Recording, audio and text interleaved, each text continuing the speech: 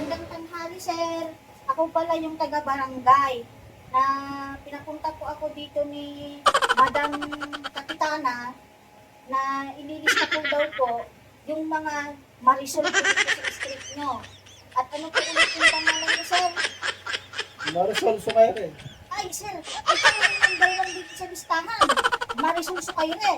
At sabi dito, sa listahan, ikaw daw yung magaling makipagkismisan dito at nagkakalat ng mga baho ng mga kapitbahay mo. So ngayon, sir, hindi na masasayang yung pagkakismis mo. Mayroon ka ng sahod na 800 at pagsisipagin ka pa, may overtime ka pa na 75 pesos.